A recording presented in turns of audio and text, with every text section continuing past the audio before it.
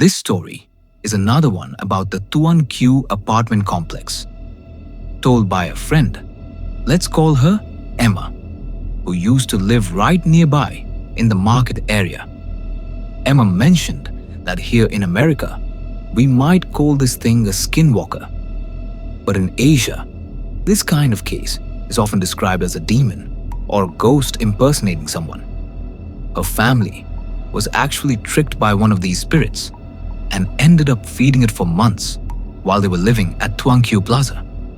So, Emma's immediate family, her grandpa, her mom, and her dad, were all living under one roof inside that noisy marketplace. But as Grandpa got older, the noise and chaos of the market started to make life complicated, and he just couldn't handle the sound anymore. You know how older people get.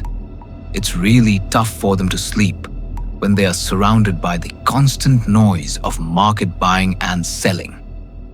And at the time, Emma's family business was doing quite well.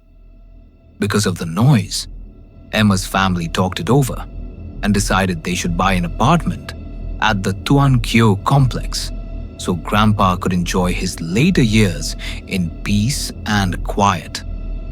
So, the whole family sold their home on the market and bought an apartment there. But apartments at Thuan Kieu Plaza were pretty pricey back then. So Emma's dad could only afford a small one-bedroom unit. That meant Emma's mom and dad had to sleep in the living room and gave the bedroom to Grandpa and Emma. Everything was great at first. The family was finally comfortable, no longer having to deal with the horrible market noise. But then one night, Grandpa couldn't sleep for some reason. Even though he was in the nice, quiet bedroom, he got up and walked out. And that's when he saw something weird. He saw Emma's mom go into the kitchen, prepare a bunch of food, bring it out, place it on the table, and then light incense.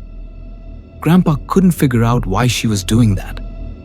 See, Grandpa wasn't really a superstitious person, and he wasn't very religious either.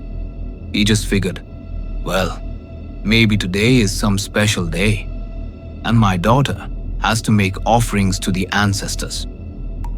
The only thing that struck him as odd was why she was performing this ritual at midnight instead of in the morning or midday. Grandpa just decided that his daughter probably worked hard all day, so midnight was the only time she could get around to making the offering. He went back to bed and tried to sleep. The next morning, Grandpa went out, got some exercise, and bought food to call Mom, Dad, and Emma for breakfast. But when he looked at his daughter and son-in-law, they looked completely wiped out.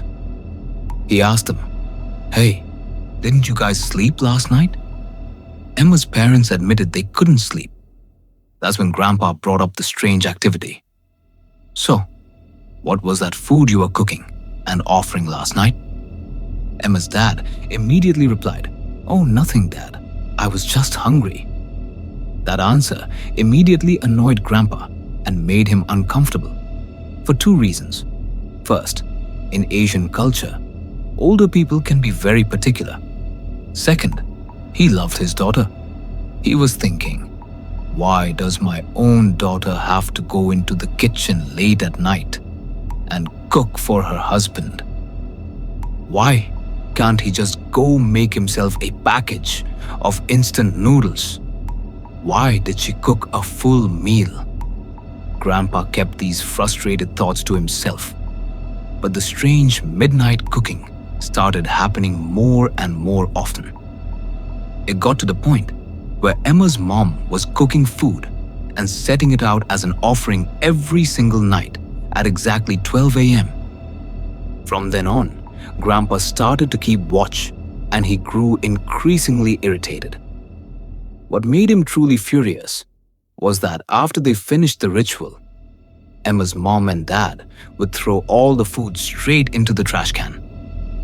Because of this stress, Grandpa started arguing with Emma's dad every day, sometimes even scolding him. But every time Grandpa yelled, Emma's mom would defend her husband. She'd say, "Dad, don't think that way. My husband isn't like that." She insisted, "Don't think that way, Dad. My husband really loves you."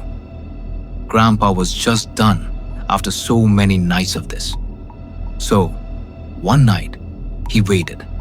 The moment Emma's mom brought the food out, placed the incense bowl down, and started the offering, Grandpa rushed out, swept the entire table over, and started yelling. Finally, the truth that Emma's mom had been hiding came out. She wasn't cooking for Emma's dad. She was cooking for Grandma and some strangers. Grandpa was totally spooked when he heard that. He shouted, "What, Grandma? Are you lying to me? Your mother is dead. What is she going to eat here? And who are these strangers? It's just your husband eating the food." It was then that Emma's mom said, "Dad, listen to me. My husband isn't trying to cause trouble or be unkind to our family. If he didn't care, he wouldn't be sleeping out here in the living room. But there is something I haven't dared to tell you. It's because you don't believe in the supernatural. But ever since we moved here, Dad, Mom's spirit comes home every night demanding food. But when I cook the food and put it out, she doesn't eat alone. She eats with 3 or 4 strangers. And those strangers are all people who died in a fire.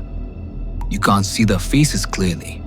And my husband and I are terrified. We didn't dare tell you because we were afraid you'd freak out if you saw them. But Dad, there really are ghosts in this apartment." After hearing the confession, Grandpa calmed down. He saw the genuine distress and fear in his daughter's and son-in-law's eyes, and that made him believe her. He thought about the situation and asked them, "How long has this been happening? And did your mother's spirit say anything?"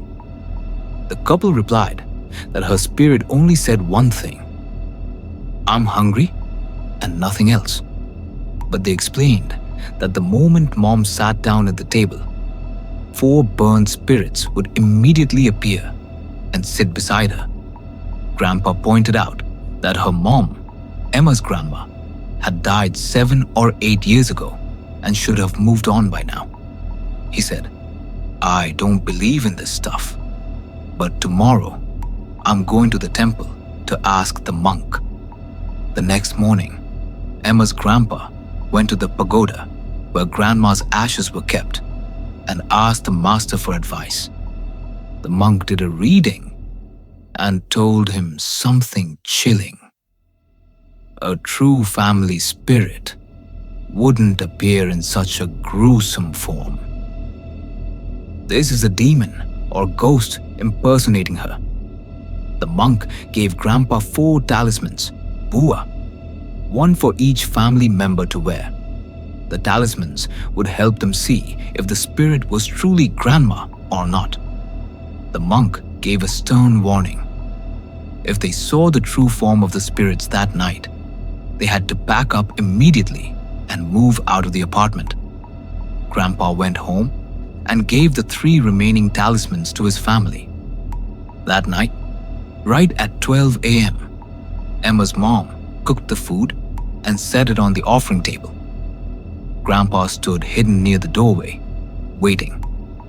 Exactly at midnight, the spirits appeared to eat. But this time, wearing the talismans, they didn't see the grandma that his kids had described. Instead, they saw that all the spirits looked like victims of a fire. They were terrifying to look at. Faces were melted and sagging, sitting right there at the dining table, eating the meal. Grandpa was rooted in the corner, his limbs shaking. Emma's mom and dad were just as terrified. Before, they truly thought it was Grandma and her friends.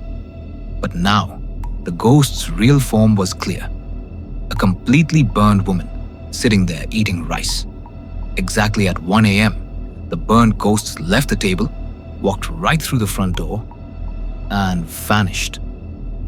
The food left on the table immediately turned foul, getting moldy like it had been sitting for a week. This explained why Emma's mom and dad always threw it away.